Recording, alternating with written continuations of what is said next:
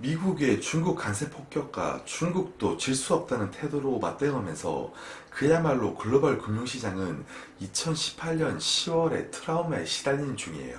아마 최근에 주식을 한 분이 아니고 지금까지 꾸준히 주가를 모니터링 해오던 분이라면 충분히 기억을 하실 겁니다. 미국과 중국의 무역 분쟁이 확산되었던 2018년 주식시장에 대한 우리의 기억은 생생하죠. 불과 1년 안의 일이니까 기억을 안 할래야 안 할 수가 없어요. 사실 미국 대선 선거 때만 해도 이 트럼프라는 인물을 마냥 강기 어린 이 미친 대통령이라고 생각만 했었지, 이렇게 세계 경제를 휘두를 만큼 그 영향력이 이렇게 크다고 생각을 하지 못했었어요. 트럼프는 최초 2018년 6월 15일에 중국산 제품 이 500억 달러에 대해 25% 관세 부과 방침을 밝혔었고요. 발표 이후 한 보름 동안 S&P 500은 대략 3% 하락한 반면 코스피는 8% 넘게 하락을 했었죠. 그럼 과연 이때 당시와 지금은 어떤 차이가 있을까요? 그리고 미국의 중국 관세 폭격이라는 이 현실은 어쩔 수 없는 현실이니까 받아들인다 치고 한번 그 이후의 시나리오에 대해서 면밀하게 진단을 해볼까 합니다. 이 영상을 시청하기에 앞서 제가 이전 영상을 올렸던 이 영상을 안 보신 분들은 보고 오시기를 추천드리고요. 오늘은 경제지표라기보다는 약간 미래를 예상하는 관점에서 그냥 편하게 들어주시면 될 것 같습니다.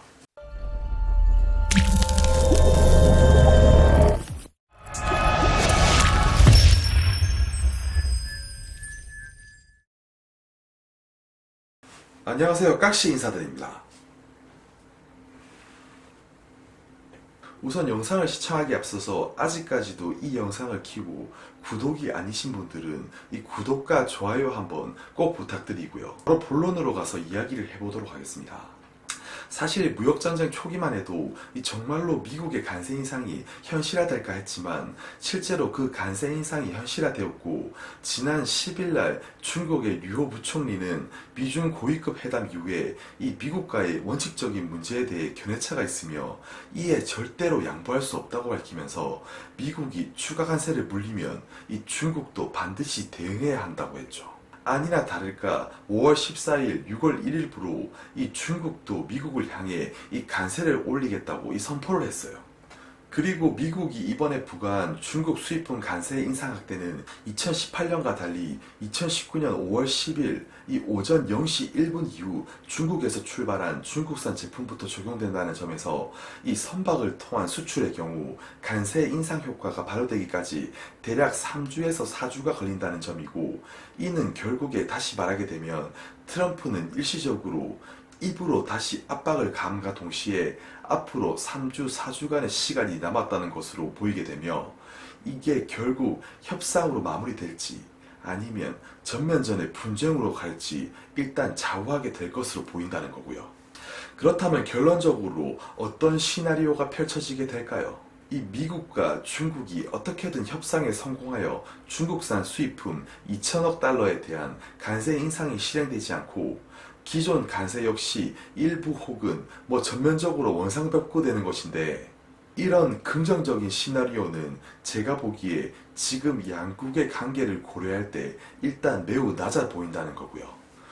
그 다음으로 두 번째는 또 노딜에 따른 연기죠. 현재의 대립구도를 받아들이고 이 미국의 추가 관세 인상과 중국의 보복 조치를 연기한 채 이 재차 협상을 진행하는 거죠. 사실상 계속적으로 노딜로 가면서 그때의 경제 상황에 맞게 이 딜이 이루어질 수밖에 없다고 보는 거고요.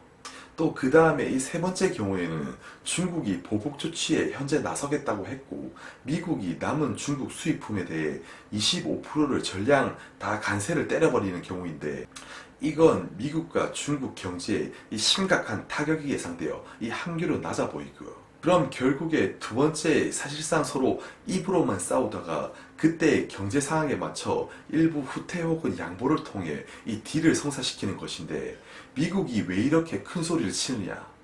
미국 자체만의 강한 세계 경쟁력의 영향력 때문인데, 이 IMF에 따르면 중국 GDP의 1% 증가는 미국 GDP의 0.04% 증가를 유도하는 데 그치지만, 미국 1%가 오르면 중국 GDP의 이 0.16%는 말 그대로 약 4배에 달하는 엄청난 영향력을 미치기 때문이고, 결국에 이 부인할 수 없는 한 가지는 이 동반 타격을 그대로 입을 경우에는 어쩔 수 없이 중국 경제가 이 부정적인 영향이 크다는 것을 의미하게 되는 거고요.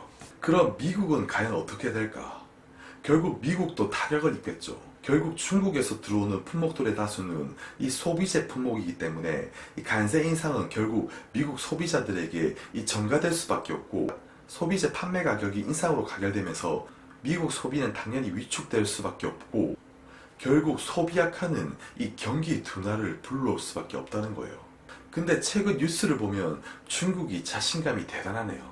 사실 그렇게 말하는 데는 이유가 있긴 있죠. 자신들이 보기에 이 외형적으로 올해 1분기에 바닥을 지나 이 회복 조짐을 보이는 가운데 이 재정 및 통화 정책을 통해서 건설적인 성장이 가능하다고 보는 믿음이 일단 자리 잡고 있는 것 같고요.